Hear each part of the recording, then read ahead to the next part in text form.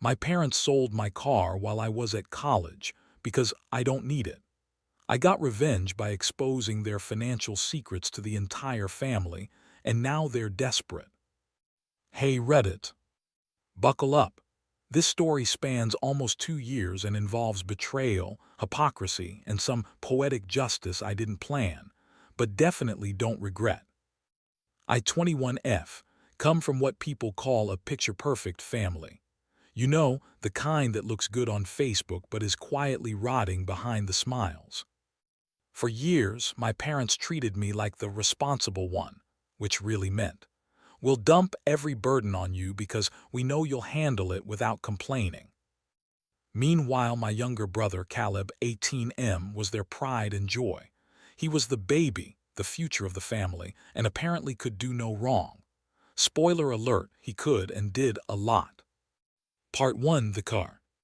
2 years ago, my grandparents gave me their old car as a graduation gift.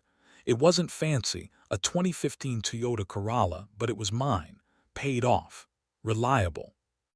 I loved that car. I took care of it, paid for my own insurance, gas, everything.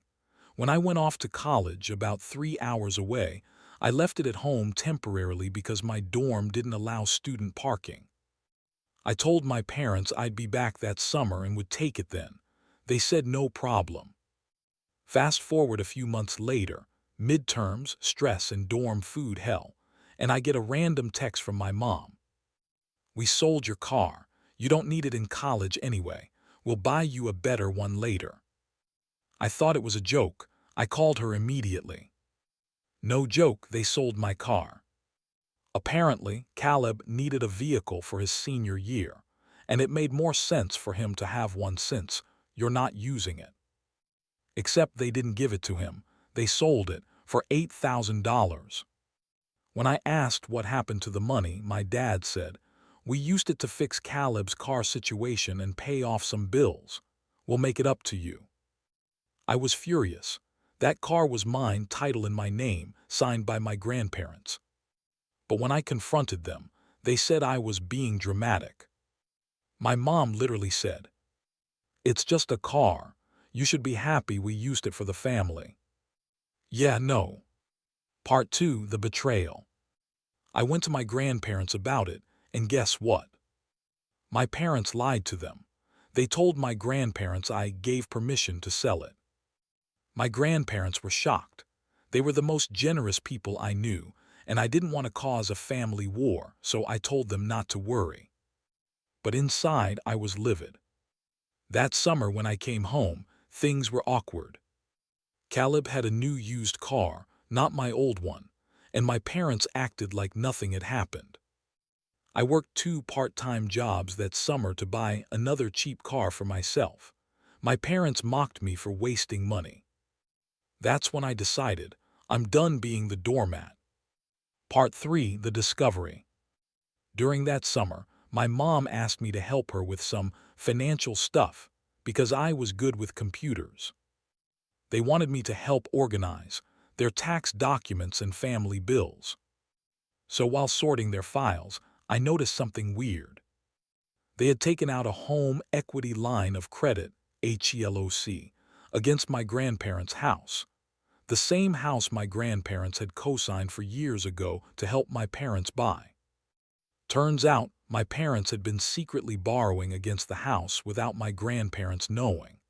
They'd used the money to pay off credit card debt, fund Caleb's private school tuition, and even a family trip to Hawaii. They were tens of thousands in debt, all while pretending to be financially stable. And then it clicked. They didn't sell my car because Caleb needed it. They sold it because they were desperate for cash. Part 4. The setup. I didn't confront them immediately. I waited. Instead, I quietly copied and saved everything: bank statements, loan agreements, text messages, and email confirmations. Then, when Caleb got into a minor accident with his car, completely his fault, my parents suddenly asked me to cosign a loan for repairs because my credit was better. That was my breaking point. I told them, "You sold my car without permission. You lied to grandpa and grandma. You took money from them without telling them. And now you want me to fix your mess again. My dad said, watch your tone, we're your parents. And I said, then act like it. Part 5, The Fallout. 2 days later, I emailed my grandparents politely but directly. I told them everything, included the documents, every loan, every signature, every lie. It broke their hearts. They called a family meeting, which was basically an ambush for my parents. My grandparents demanded answers. My mom tried to cry her way out of it, and my dad blamed me for invading their privacy. My grandmother said, privacy doesn't include stealing, Mark. The argument lasted hours. My grandparents were so disappointed they contacted a lawyer to remove my parents from their property deed and prevent further borrowing. They even changed their will, leaving everything to me and my cousin instead. My parents, furious, they accused me of ruining the family. I told them, I didn't ruin anything. I just stopped you from doing it quietly. Update 1, 6 months later. So a lot has happened since then. My parents went no contact with me for 3 months after that. I didn't mind. Peaceful, honestly. Caleb texted me once, said I should have kept it in the family. I replied, so should have your morals. He blocked me. My grandparents, though, were amazing. They apologized for doubting me before, helped me fix my car situation, gave me a small gift, and told me they're proud of how I stood up for myself. But get this, my parents' finances got worse. Apparently, they tried to take another loan using Caleb's name, since he just turned 18. It got denied. Then they tried to guilt me into co-signing for them. I laughed and said, you already sold my car. You can sell your excuses next. Update 2, 1 year later, the karma. I thought that was the end, but karma had other plans. My grandparents decided to retire early and sell the family house. My parents assumed they'd get to live there rent-free forever. When they found out, they lost it. At the final family dinner before the move, my dad told me I destroyed his legacy. I said, you sold mine for $8,000. My grandparents ended up moving in with me temporarily. Yes, the 21-year-old with a part-time job now has the grandparents her parents neglected. They pay rent because they insist on it, but honestly, they're great company. Update 3, present day, full circle. A few weeks ago, I was driving home in my new car that I bought completely on my own when I saw my old Toyota, my grandparents' old car. It had been resold several times, but I recognized the plate frame.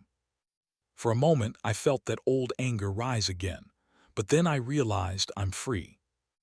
I don't need to prove anything anymore.